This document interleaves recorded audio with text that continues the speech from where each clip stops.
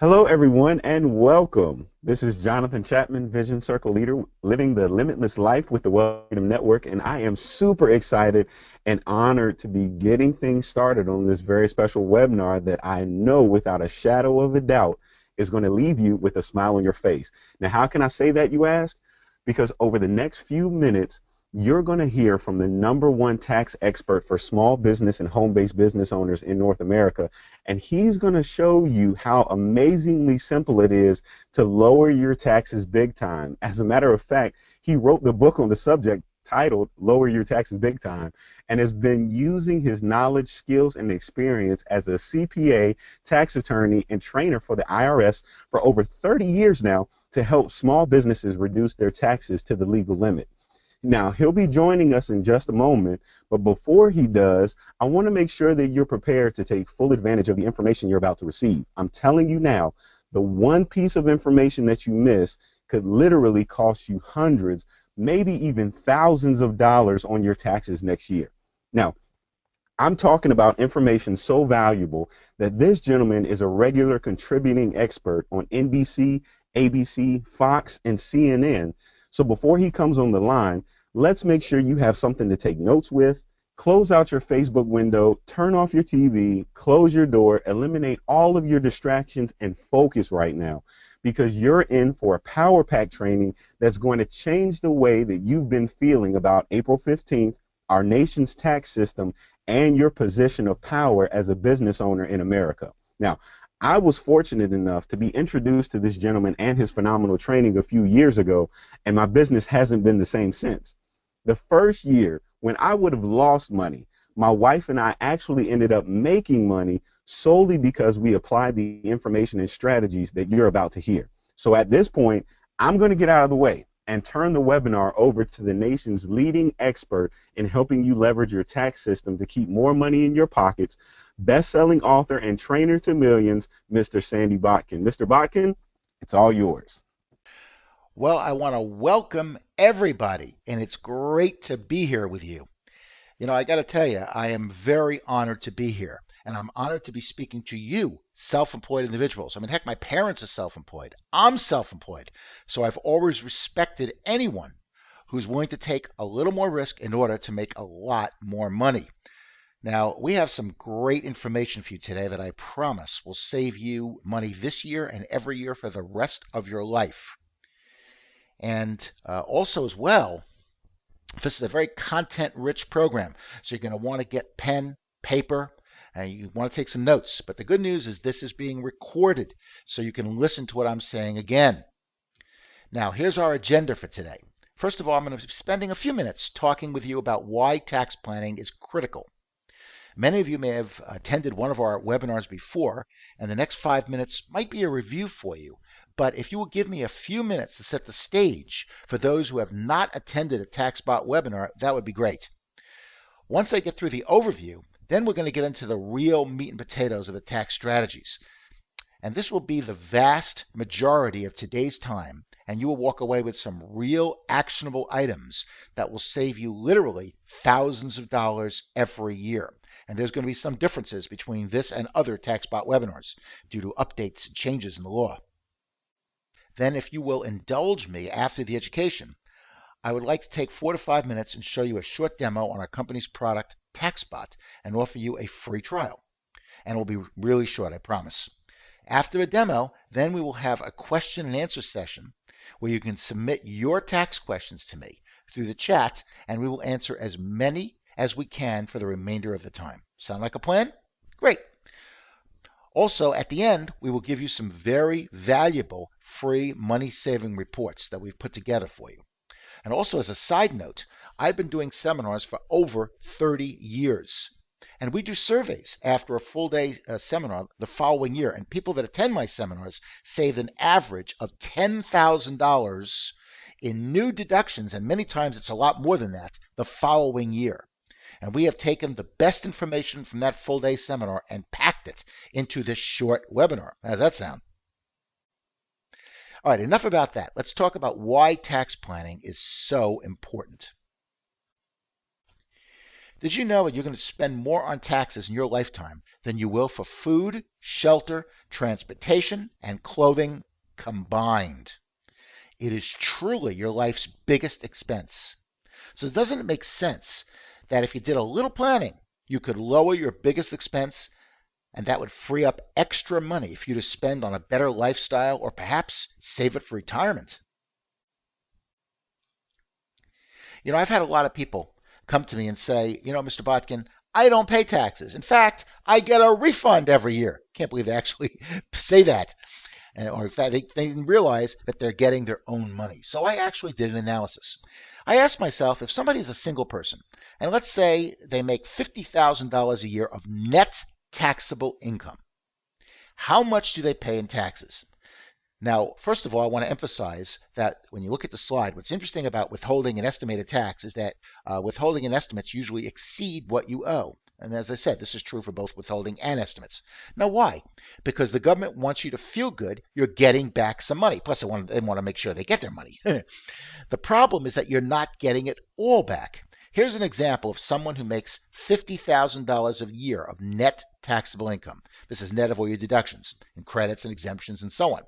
The taxes that you owe on $50,000 on federal, state, and Social Security is roughly $12,917. This varies a little bit from state to state. If you're in Canada, it would also vary a little bit, but it's pretty close. The withholding taxes or estimates that you pay in are roughly $14,485. So even though this person's getting a refund, they're not getting it all back. Everybody see that? They're still paying in $12,917. This translates into 25.8% of their net taxable income is being paid in taxes. And I do want to emphasize this is going to go up a little bit this year and so on. Now, and by the way, this is not Donald Trump. This is just a hardworking single individual netting out $50,000 a year. For someone who makes $100,000 a year, they pay roughly 32.4% of what they make in taxes. And if somebody makes $250,000 a year of net taxable income, that these people are really going to be hit because they currently pay roughly 37.7% of what they make in taxes. So even though you're getting a refund, you are still paying a lot in taxes. And believe me, you're paying a lot of them. Now, the next slide is very interesting. Lowering your taxes is without question the quickest way to build wealth. Now, it sounds like an outlandish claim, but I'm going to illustrate this. Let's say you had $1 to begin with, and you could double that dollar in equity every 20 years. So every year, your dollar doubles. So at the end of 1 year, you have $2. At the end of 2 years, you have $4, and so on. Now, you're not paying any taxes. All that's happening is your equity is doubling. At the end of 20 years, you're actually going to have a little over $1 million. It's actually $1,048,000. Now, here in our example, again, we assumed you weren't paying taxes on the earnings. But let's assume for a moment that you did pay taxes each year on your earnings. You'll find this is a very different story because in the first year, you would have to pay taxes on all those extra earnings. Now, I assume at the 35% tax bracket, which, by the way, I think is about average, and that includes federal, state, Social Security, capital gains. So this is not that big. You end up with $1.65 instead of $2. Why? Because you're paying 35% in taxes. So if you take the same dollar doubling, and now you pay 35% taxes, and you same 20 years, by the way, but now you're paying taxes each year, you don't end up with $1,048,000. Look at this. You end up with less than $23,000. Now, why is that? Do you know why? The reason is compound interest. You're losing the interest on the money. Albert Einstein is attributed with saying that compound interest is the eighth wonder of the world. It can work for you by getting your taxes down to the legal minimum, or it can work against you like this by overpaying your taxes. And I believe Albert Einstein was a pretty smart cookie. We ought to follow his advice. Now, here's another fact. Only 4% of people in North America can retire with the same standard of living they had before retirement at age 65.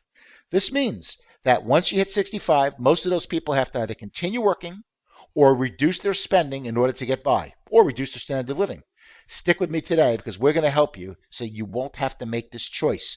I promise you will be set financially if you listen to me. Did you know that the government wants you to be in business? Isn't that a surprise? I like to say that we have two tax systems in both U.S. and Canada. And most people think I'm going to say one for the rich and one for the poor, but really, it's not true. There's one to make you rich and there's one to limit your chances. We have some very good tax laws in North America for business people, and that's the one to make you rich. And by the way, speaking of Canada, the tax systems for business are very similar for U.S. and Canada. Most of what we're going to be talking about today will apply to both U.S. and Canadian business owners. However, there's a difference that I want to point out. First of all, tax laws create deductions. These deductions allow you to keep more of your money so you can invest it and grow that business. And they create cash that you never have to pay back. So a deduction is in effect an indirect form of cash.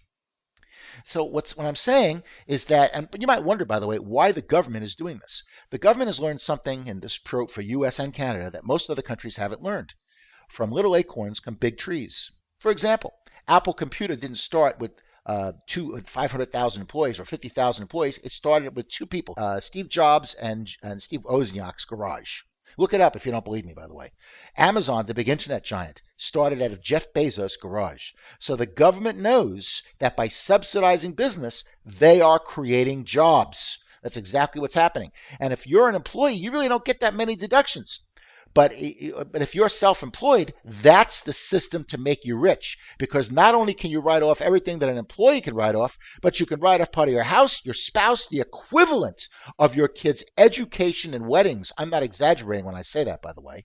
You can set up a pension plan that I promise you makes any government plan looks small by comparison. The tax benefits are enormous if you're in business. In fact, another big advantage, it was employees get taxed on $1, where self-employed people get all the deductions, business deductions first before the government gets one dime to drink. I mean, there's just tremendous benefits. And let me give you the following example with Mary, who is either an employee or she could be self-employed, but if she doesn't know the rules, it's just as bad as being an employee. And Mary has the following expenses: cell phone, mortgage interest, which is deductible in the United States as a non-business deduction, but that's it. Rent, car expense. She likes to eat out a lot. She likes to entertain a lot, go to movies, plays, hockey games, medical expenses, and more.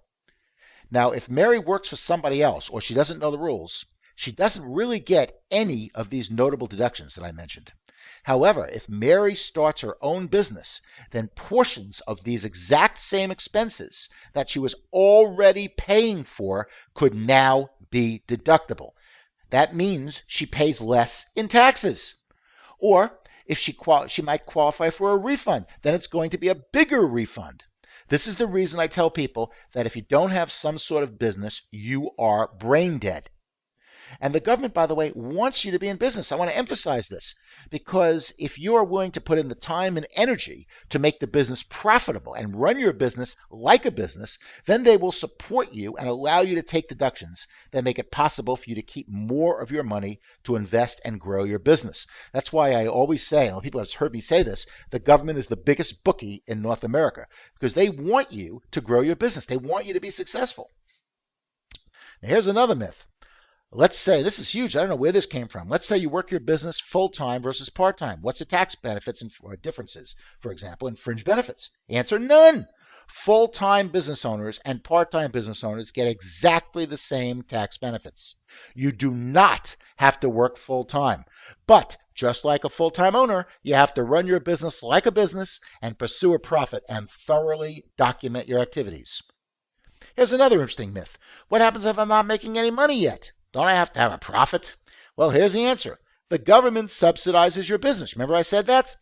And as I said, the government's the biggest bookie because they bet on you to survive. And how do they subsidize you? Very simply. They subsidize you in several ways. First, you get subsidized in both U.S. and Canada if you have a loss. If that loss exceeds your income, let's say, first of all, if that loss from a business, let's take an example. Let's say you have a loss from a business. That loss can be used against any form of income you have. Interest, rent, pensions, capital gains, job earnings, anything.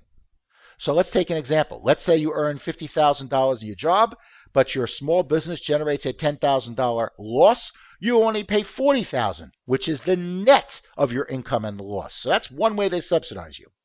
In addition, if your business generates a loss and it exceeds your income for the year, okay, You can carry back all documented losses and actually get a refund from the federal and state government for the last 2 years of taxes that you pay. You actually get a check. In Canada, you can carry back 3 years, you get an extra year. Or you can carry forward all business losses up to 20 years and offset the next 20 years of earnings. The key, however, and this is a very important key, is that you run your business like a business and not like a hobby, which means you are trying to make money. And we have a whole chapter in my book, Lower Your Taxes Big Time. I have a whole chapter um, we have a whole video of it in TaxBot. Very important that you know what you need to do on that. What's interesting is that it's estimated, unfortunately, that small business owners overpay their taxes by billions each year. That's with a B, by the way. And I would say many people that I speak to, based on my 30 years of experience, well over 95% of the people I talk to don't think they overpay. Now, why is that? Well, there's three reasons. One reason is procrastination. It's probably one of the biggest killers of deductions. If you don't have something to wake up in the morning, like an alarm clock, or to come to this webinar, you might miss it.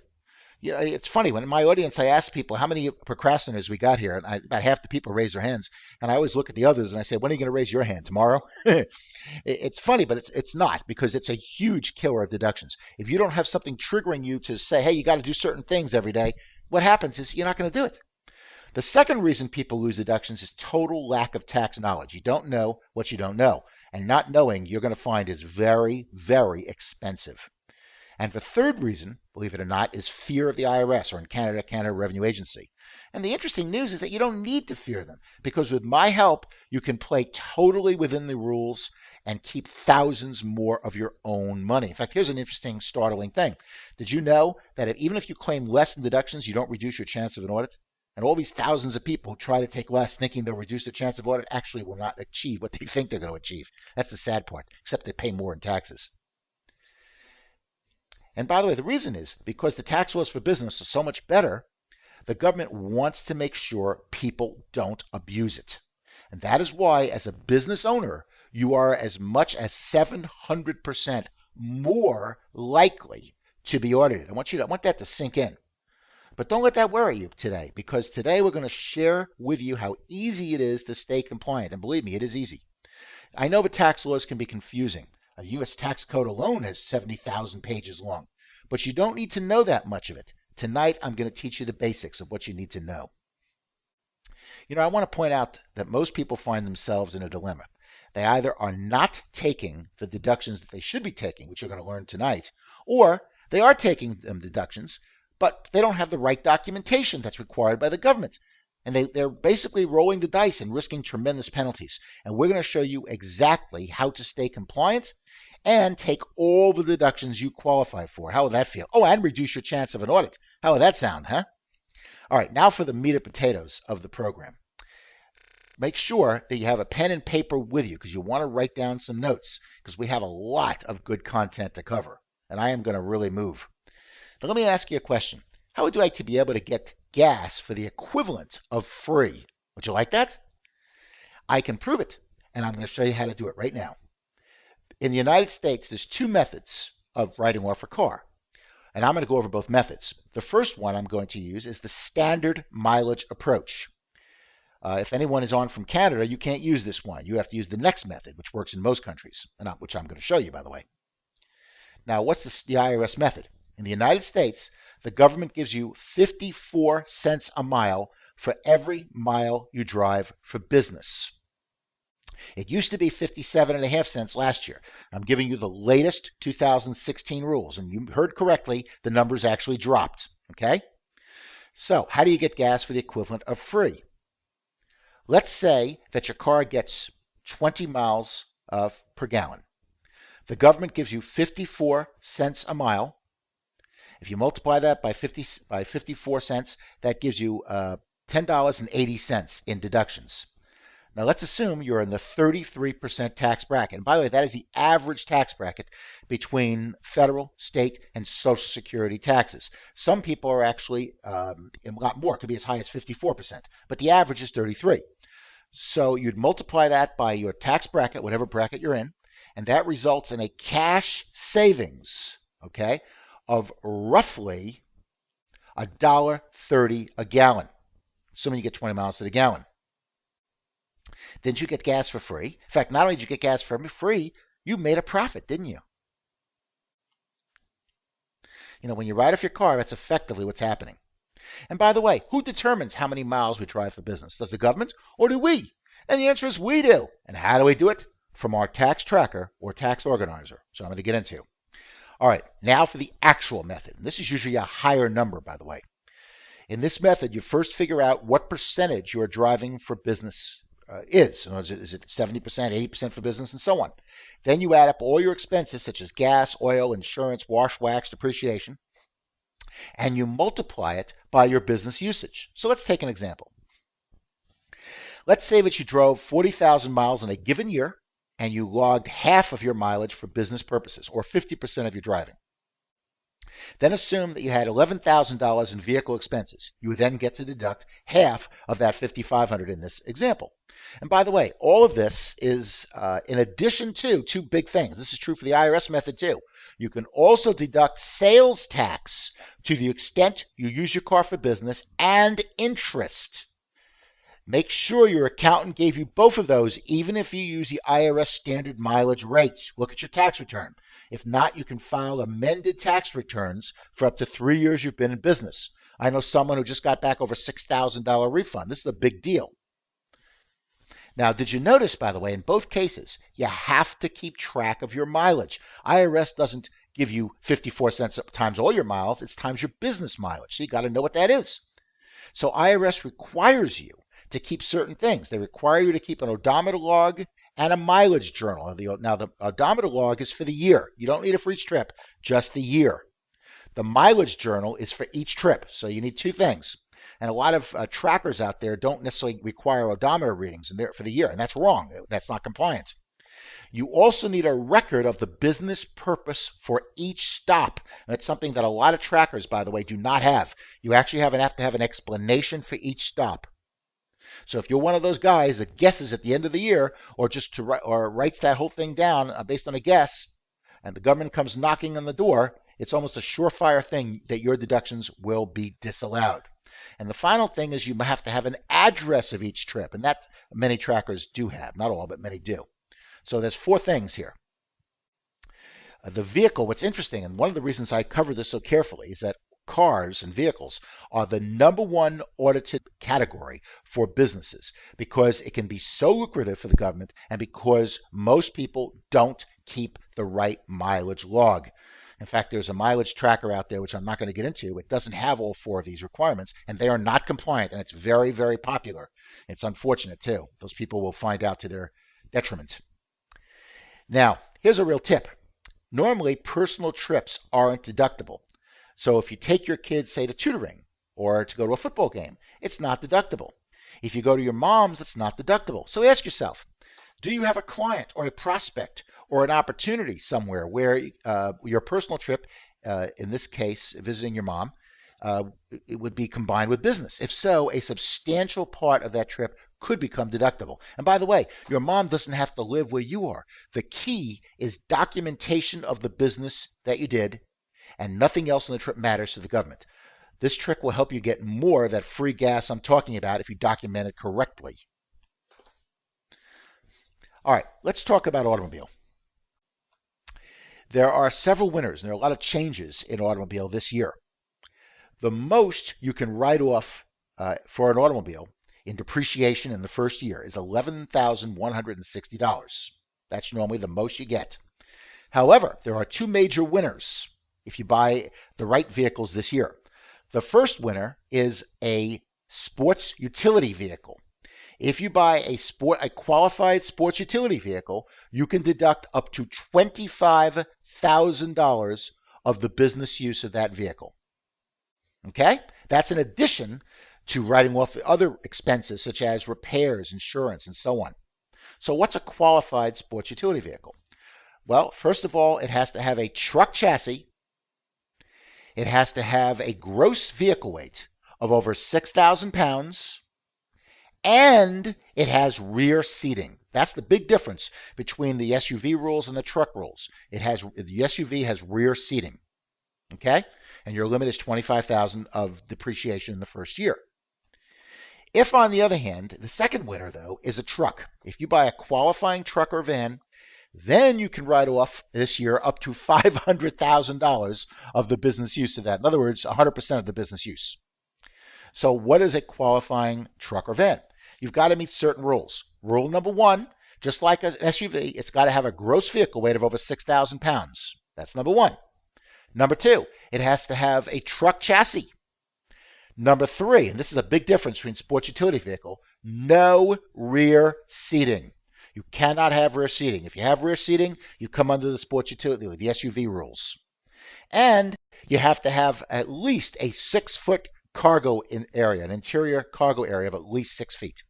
So those are the 4 rules on the difference between a qualified truck, where you can get 100% write-off of the business use, and a qualified SUV. And again, I want to emphasize, if you didn't get this all down, this will be recorded. You will be sent a copy of the recording. All right, now let's talk about something fun, entertainment. I always have fun with this.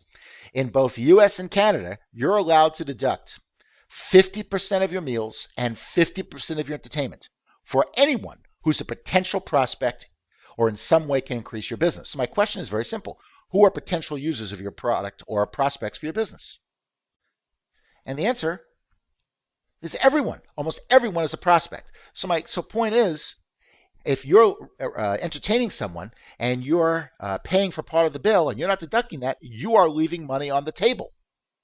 And I'd like to suggest that you're always going to talk business with someone, because what do they say? They say, how's business? And your answer will always be, business is, I'll give you a pat answer, unbelievable, because that covers it either way.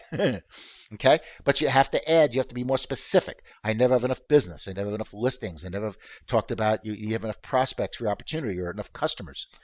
But you want to be specific. That's the point about talking business. And you want to write this down. Where do you want to do it? In a tax organizer or tax diary, tax tracker. Now, what kinds of documentation do you need? You have to have something triggering you. This is where procrastination can be a killer. To write down the 5 W's and an H. Now, what are the 5 W's and an H? Who? What's their name? What type of entertainment was it? Was it a meal? Was it fun? What was it? Was it a business gift? Why? Yeah, in this example, we asked for a referral. We talked about a listing, or we talked about an opportunity. Where? I went to Outback Steakhouse or entertained in my home. When? What was the date? And finally, how much? If you get all 6 things, I call this the 6 elements of substantiation, I promise you will never have to worry about an IRS or Canada Revenue Agent audit again, because your records will be in great shape. They won't get any money out of you. You don't have these, then you're risking a tremendous audit. You're risking tremendous penalties. And by the way, who has the burden of proof of showing that we write all these down? Does the government or do we? And the answer is we do. And how do we do it? By writing it in our tax tracker or tax organizer. Is everybody getting the drift here? You know, you all have homeowners insurance. Why do you have that? Your house doesn't burn down every year, but it is because if your house does burn down or has a problem and you don't have homeowners, it's a disaster. I know someone had a flood and they had to have a whole new kitchen. Fortunately, they had insurance to pay for that. You all have car insurance. I know you don't use that every year. Why do you have that? Because you get into an accident and you don't have car insurance. It's a disaster. It's a catastrophe. Well, your tax tracker is your audit insurance against the government. It's exactly what the IRS and Canada Revenue Agency want you to have. It will bulletproof you from the government, give you that peace of mind of never having to worry about an audit, because your records will be in great shape. I mean, how will that feel? You know, knowledge is the premium for the policy. Your tracker is the actual insurance. Together, you never have to worry about an audit. And I want to emphasize here something about entertainment. When we're talking, you know, you see people who entertain on the Super Bowl or big companies. What's interesting is that with these TV spots, they might pay, I think, $1 million a minute. Small business people don't pay that kind of money. When you entertain, that is the way you advertise. Effectively, it's the same thing. It's viral marketing.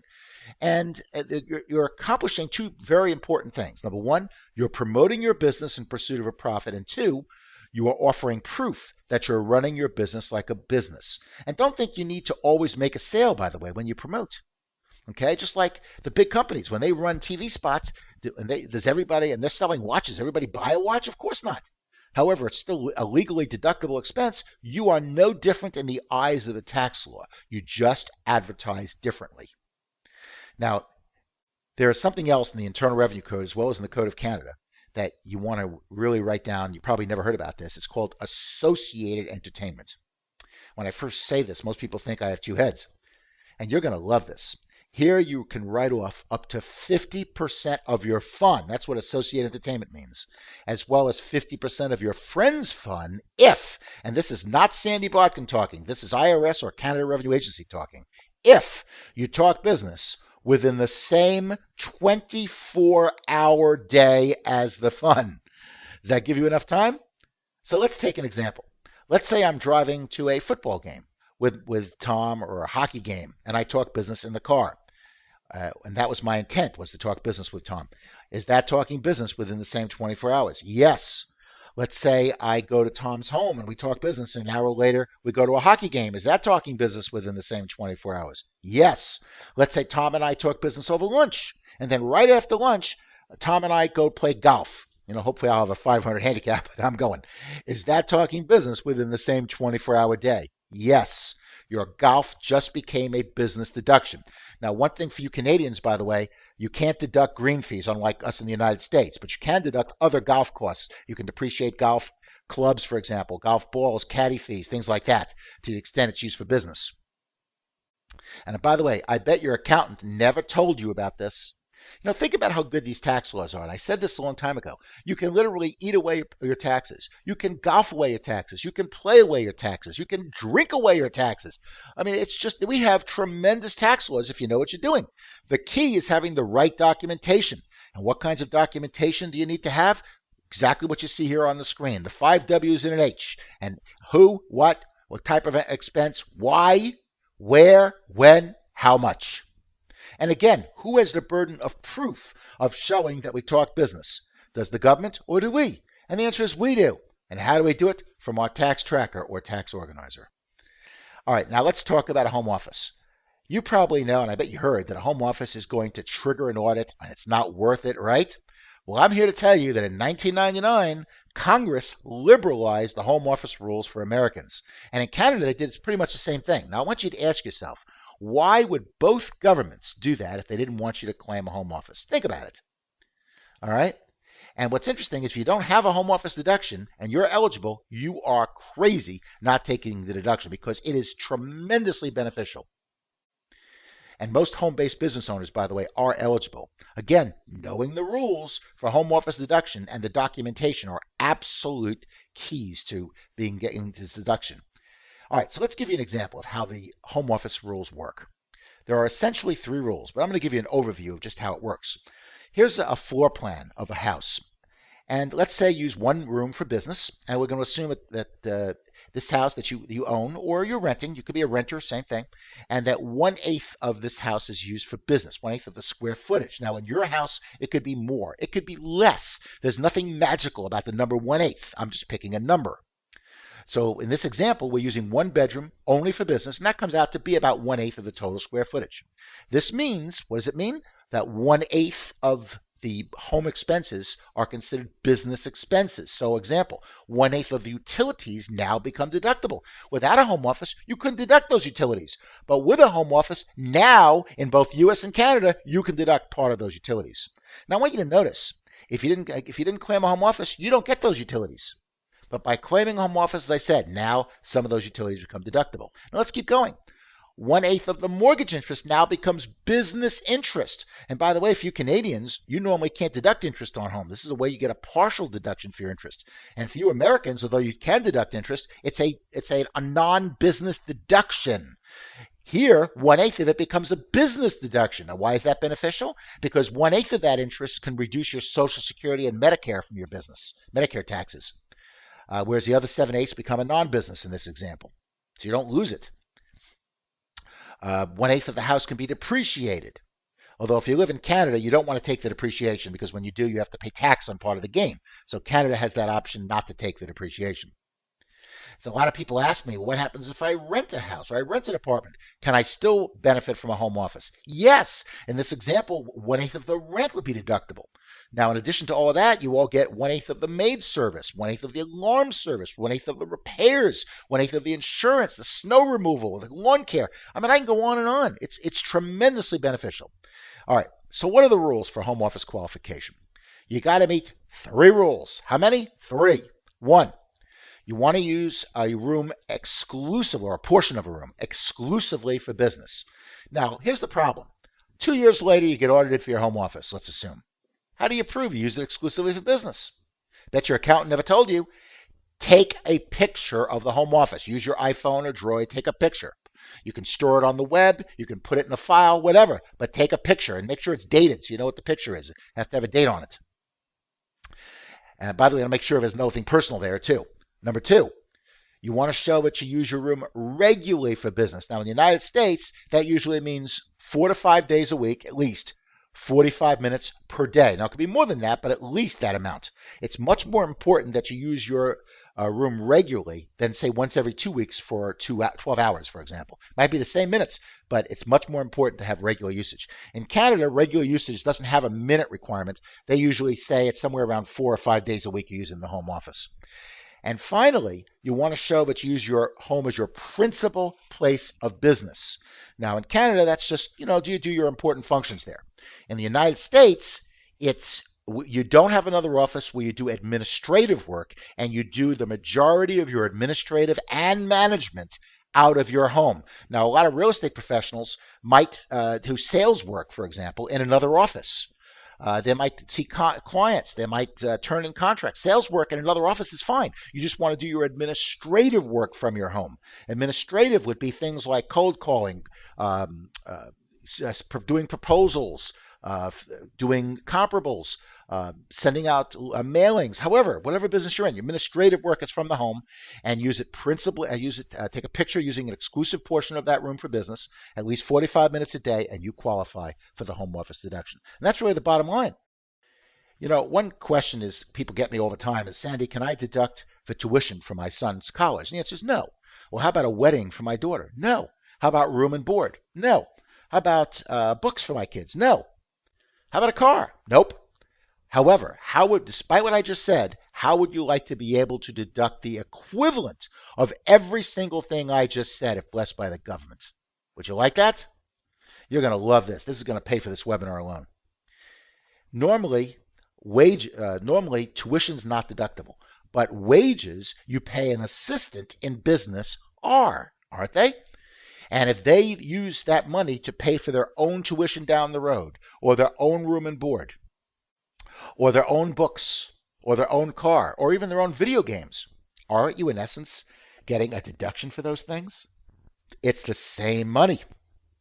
But in one case, you went from non-deductible tuition to deductible wages. Now, what are some things kids can do for you? Lick envelopes, address envelopes. If you live in Washington, D.C., Houston, or Ottawa, shred documents. There's a lot of things they can do. Deliver signs, pick up for sale signs, work on the computer, clean the business car, business office, whatever. Now, when you hire me, IRS couldn't care less. When you hire family members, they care.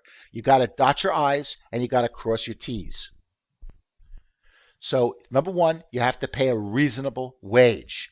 So, if you're paying your son, your 12-year-old son, $50,000 a year to do 3 hours of work a week for filing, that's probably not going to work. All right, it's got to be reasonable. What's a reasonable wage? What you would pay an outside agency to do the same thing. Just call a temp service. Find out how much they would charge per hour, and you pay your kid something less.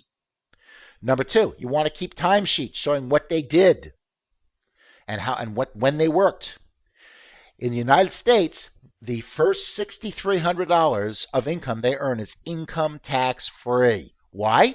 Because you get, believe me, about 6 ounces, somewhere in that range, of gold sent to you every single year. You don't even know you get sent that. It's called a standard deduction. And by hiring your kids, they can get that standard deduction on their tax return against wages of up to $6,300. And that's in addition to claiming them as an exemption in the United States, by the way. So you get a deduction, and they get the first $6,300 tax-free. Isn't that nice? And by the way, if you're Canadians, it's even more than that. You get a single equivalent amount of about $11,000 something, so it's even better.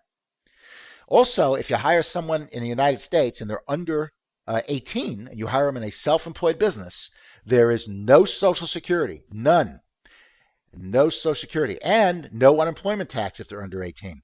This only works if you're self-employed. If you're an incorporated or a partnership, then you got to take out Social Security. Be aware of that. To give you an idea of how valuable this is, if you know what I do, you can do the same thing. I've been hiring my kids in summers to work on my business and work on my rental properties. I've paid them thousands over the years, and that money was used to bank to help pay for their college. If you're not doing this, you're overpaying your taxes. My daughter majored in digital design, which is sort of like web design with motion. I hired my daughter. I wanted to get a new website, which I got a tremendous quote from a web developer. It was a pretty high quote because I wanted a lot of bells and whistles. These free sites are garbage, so I wanted something really good. I asked my daughter, she was just starting her junior year. She was able to do internships, so she had some pretty good skills. Could you design my site, my tax reduction site and my TaxBot site? And she said yes. And so I was able to pay her something less than what the firm quoted me. I was able to pay her almost 2 years, equivalent of 2 years worth of tuition. And again, if you're not doing this, you are one of those 95% that's overpaying your taxes. I'm sorry. Now, let's make your life a little easier. At the beginning of the webinar, I asked you to indulge me for a few minutes so I can tell you about a tool that will help you with some of these challenges, and it's called TaxBot. It is very easy to use and will be absolutely invaluable to your business. And I'm not going to take much time, but I'd like to get into some of your questions before we end the seminar today as well. And by the way, a lot of people think that credit card statements are enough. I hear this question all the time. IRS agents and Canada revenue agents love people who say this because think again, you need more information than the credit card provides. And by the way, as remember, you are required, you have the burden of proof of showing that you talk business. As you saw in the tax tips, there are a lot of things you need to document for your deductions. It's not that simple, just keeping receipts like the credit card statements. IRS can disallow any of your deductions that don't have the required documentation. And when it comes to documentation, let me ask you a question. Who's got the burden of proof? Does the government or us?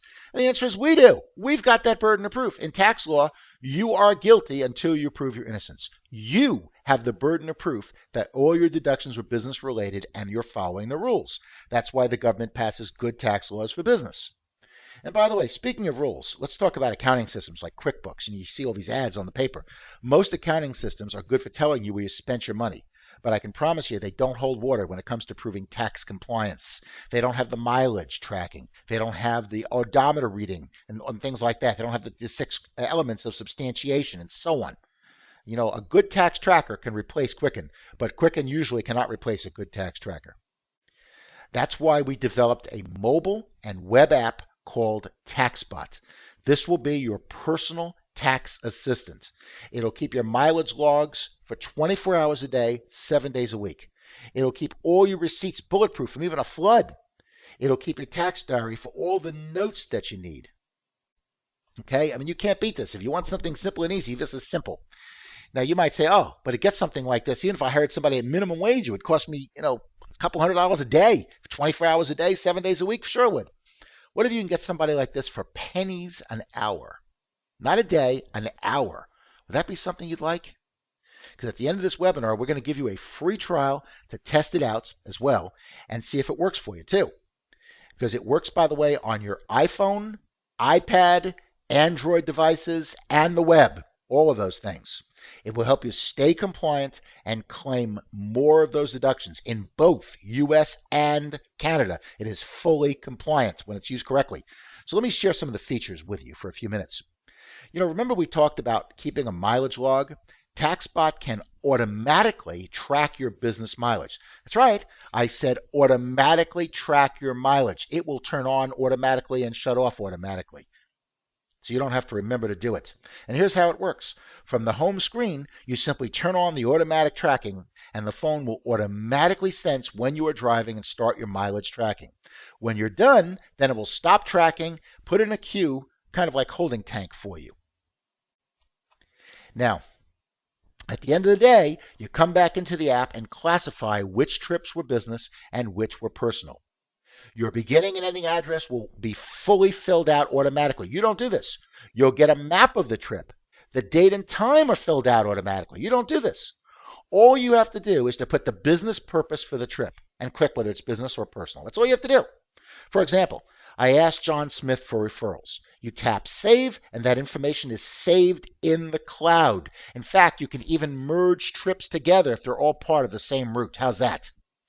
One thing I want to emphasize, I designed TaxBot for me. One thing I've learned, if it's simple, easy, and fast, I'll do it. If it's not simple, easy, and fast, I don't always want to do it. I mean, it's just the way I am, and I'm sure you're that way. So I designed TaxBot for me with mileage tracking, which is already automatic. That will do automatically if you want. TaxBot will also track your expenses and digitally store your receipts. So let's do an expense. You simply tap add expense. Let's say I'm going to have a lunch with Tom and pick a category. For example, let's use meals. I tap the meal expense. The minute I do that, the app asks me all the questions that IRS and Canada Revenue Agency requires. And then I tap attach receipt. And everything will get stored up on the web through your phone. So if you lose your phone, you don't lose your data. I want to emphasize that. Oh, by the way, TaxBot, there's another line that calls entity.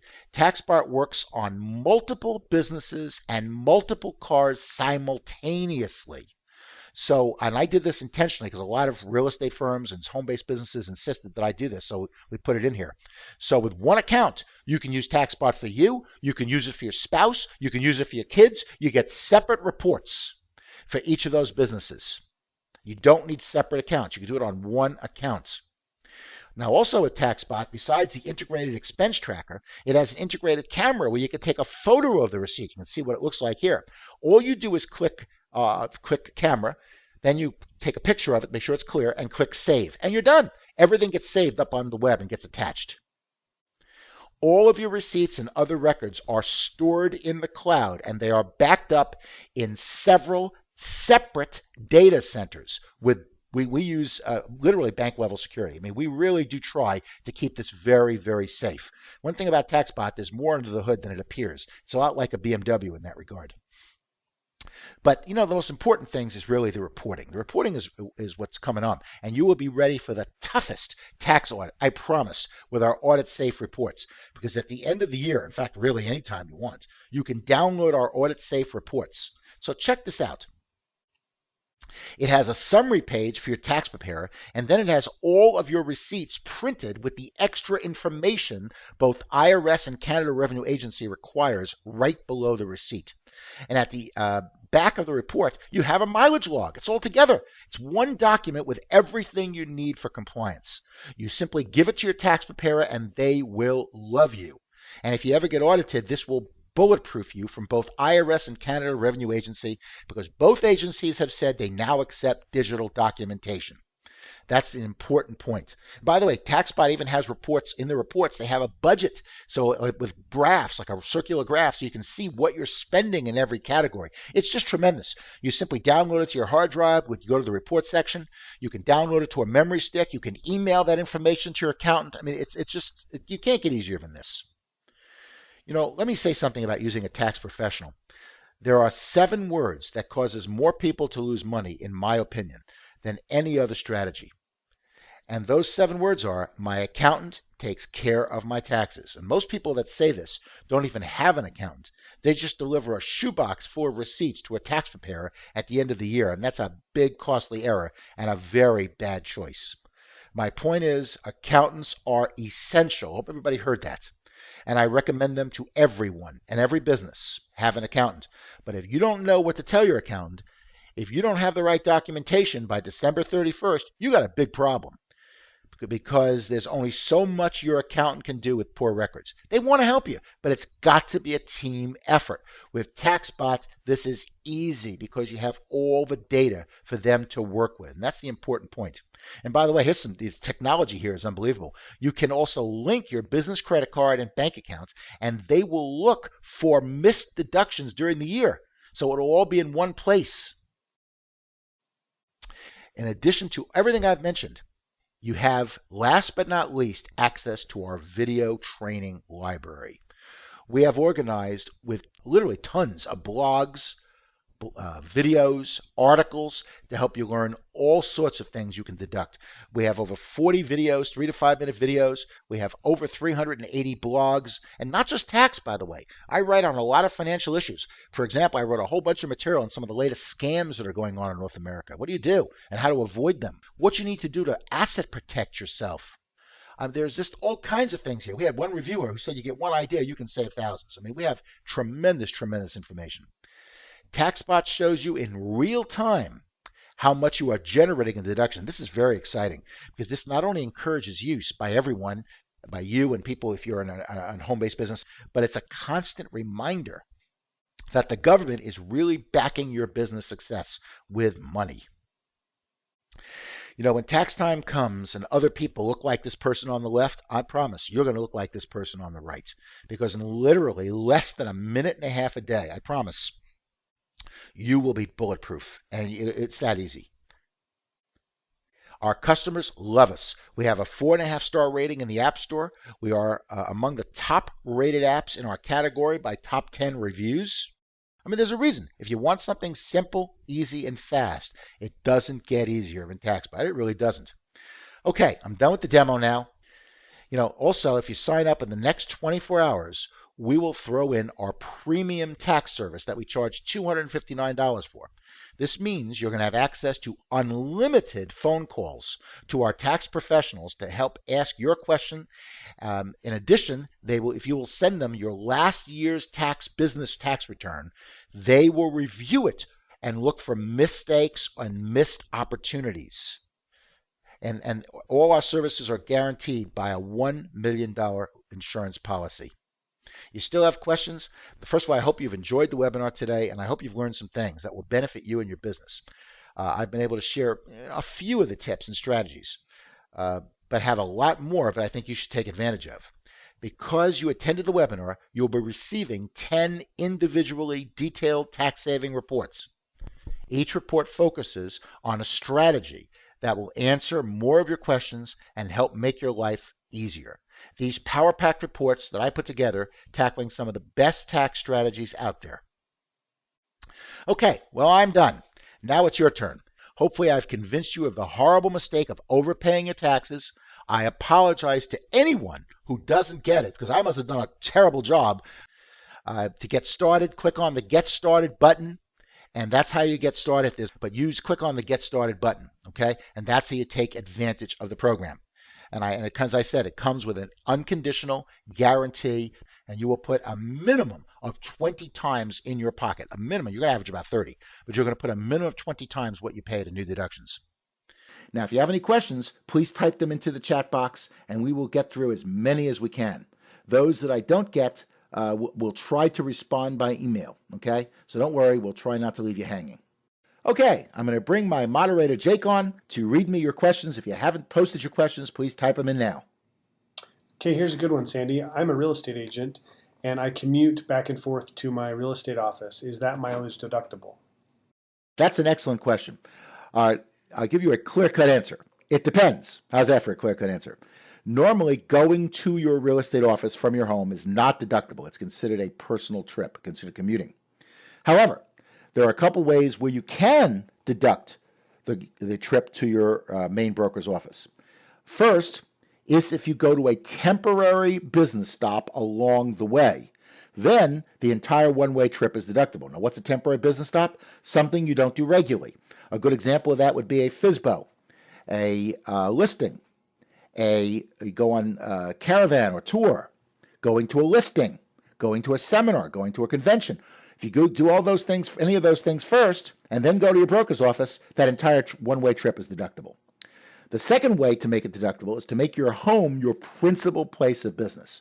Because if your home is your principal place of business, then all trips to second offices, like a broker's office, would be deductible. And you got to meet the home office rules, and it's got to be that principal place of business. Okay, Sandy, here's a good question. Should I incorporate or run my business as a sole proprietor? That's a great question. I believe, and this is my personal belief system, is you want to keep your life as simple as possible. With corporations, you got some disadvantages. First disadvantage is the fact that if you have a loss, it's normally locked into the corporation. The second disadvantage is that you have a lot of things you have to do. You have to have stockholder meetings and board of director meetings and all kinds of other stuff. In some states, tax corporations separately or even tax a corporation, even if it has a loss. So I recommend you start off as a sole proprietor. Keep it simple. You can always incorporate later on as you're making money, but start off as a sole proprietor is my recommendation. Particularly if you're in a home-based business, you don't have a lot of liability. Then I don't see any reason why you wouldn't want to start off as a sole proprietor. Here's a good question. Can I write off meals with my spouse if we are business partners? That's also, I get that question a lot too. Wouldn't that be great if we can write off all the meals we have with our spouses? Well, the government really thought about this, and they said anytime you go out alone with your spouse, it is never deductible, because if you carved any exception, everyone would meet that exception. So it's never, ever deductible if you go out alone with your spouse. Is there any way to take your spouse or significant other, and not just spouse, significant other too? Yes. Both IRS and Canada Revenue Agency says that you can write off the cost of your spouse or significant other or domestic partner if you are entertaining another couple. I mean, let's face it. How do you have a one-on-one conversation about a business or about real estate or about whatever, or about something specific if there are two people looking at you? So you may always bring your spouse or significant other to keep the other person busy while you're talking about your business. And how does IRS or Canada Revenue Agency know you're entertaining another couple? They look in your tax tracker. Here's an interesting question about TaxBot. Can I go back and input my previous year's expenses into TaxBot? Yeah, I'm glad you asked that. That's what makes TaxBot so essential, because the answer is yes. You can actually go back and reconstruct the documentation that you need for the government. They allow you to go into the website and you can actually reconstruct things. In fact, TaxBot has a special feature for mileage. If you put the beginning and ending address, it will actually give you the route. And if that wasn't the route, you can adjust the route with your mouse and it will recompute the mileage for you. So it's really cool. It does allow reconstruction. You just go on the web and you can put in and anything you want basically that you left out. Okay, here's one. Can I have an additional user on my TaxBot account, or can I track multiple businesses? That's the interesting thing with TaxBot. I wanted to make it so that not everybody has to buy a separate account individually. So we allow multiple businesses with multiple cars simultaneously. Now, obviously, if you have 100 businesses, we'll draw the line somewhere. But we allow for multiple businesses, multiple cars simultaneously on TaxBot. So if you have a business, your spouse has a business, your kids have a business, each of you can use TaxBot. Each of you gets separate reports for your businesses. It will keep track of your mileage separately for each car. I mean, obviously, the key is to make sure that you put in the right entity when you're logging, to make sure you don't log your mileage on your other person's car. But you basically can get several businesses, several cars simultaneously on one account. Can I write off any of my clothing or my business attire that I buy to look professional at my business? All right, clothing that you normally purchase for business is not deductible. The dry cleaning of the clothing is normally not deductible. But, like anything else, as I said, where there's a will, there's a lawyer. There are exceptions. One exception is logoed outfit. If you buy a blouse or a shirt or a coat with the logo on the outside of your outfit that shows the firm that you're with, that outfit purchase will be deductible. And not only is the outfit purchase deductible, but you can deduct the dry cleaning of that item as well. So be aware of that. Whenever you're on business travel, you can deduct the dry cleaning of the clothes that got soiled, whether or not they're logoed. Okay, Sandy, here's an interesting question. I've learned a lot today. Can you recommend somebody that can do my taxes for me? That's funny. I've had a lot of people ask me that question. If you want, just post a message in the chat. You can post your email, and somebody will get in touch with you, or you can email us at TaxBot asking for somebody who knows the information for small business, and we'll get you in touch with someone who does. We have accountants that specialize in small business matters, who are experts with small business and realtors and other home-based businesses.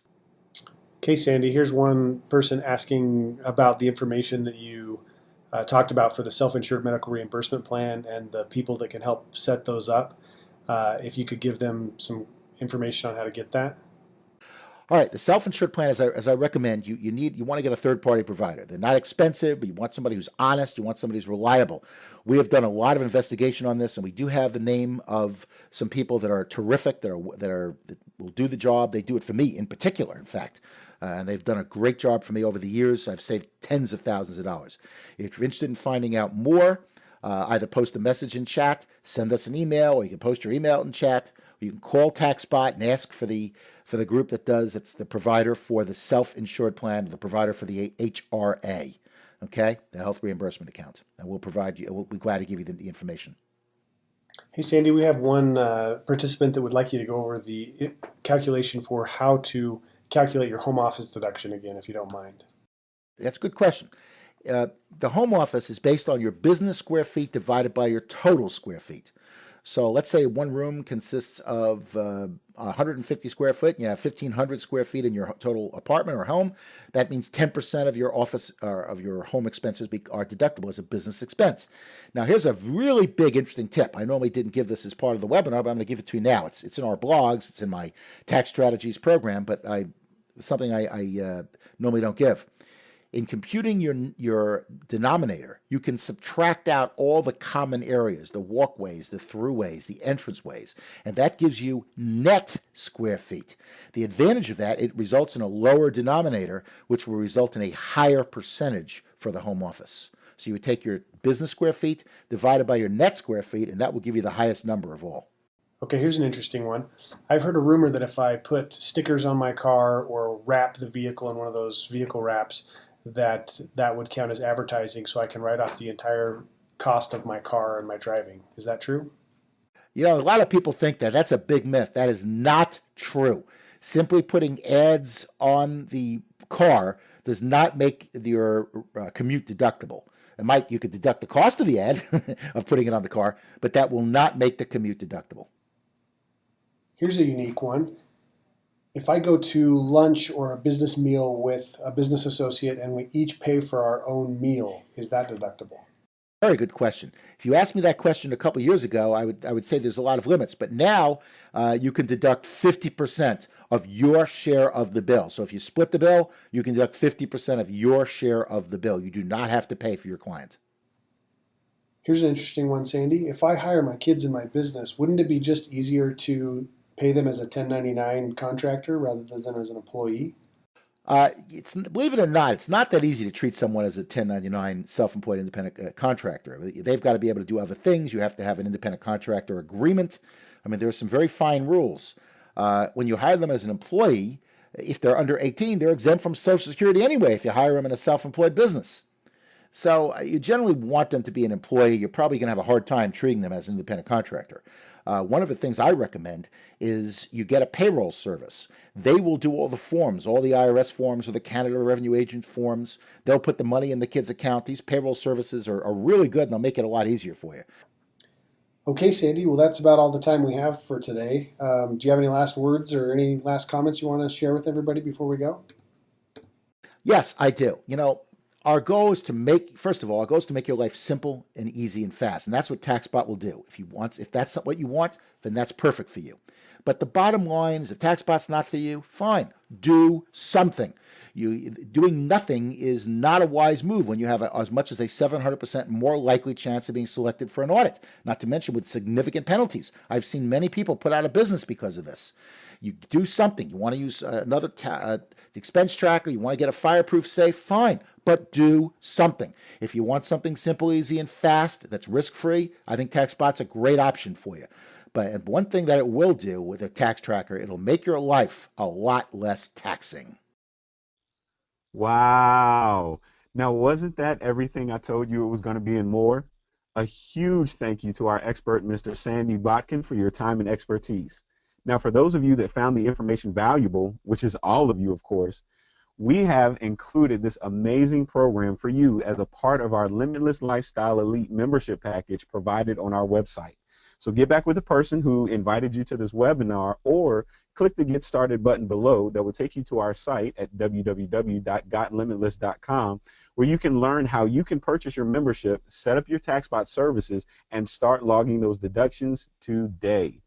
Thank you once again for joining us for this very informative webinar. And again, a special thanks to the #1 small business tax expert on the continent, Mr. Sandy Botkin.